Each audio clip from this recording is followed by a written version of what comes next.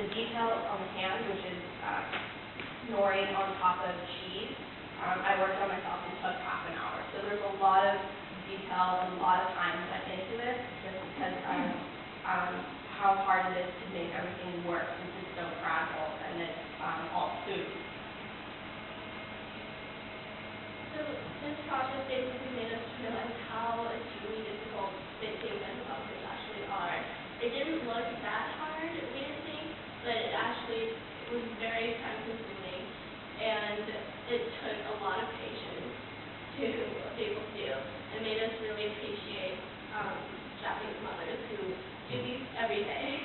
Maybe not as elaborate, but it's still very time consuming. I mean, just to give you guys an idea, Bertha and I are both artists, so we thought, this might not be too much of a challenge, but working with food was actually a lot more difficult than any other medium that we've worked with because it falls apart so easily.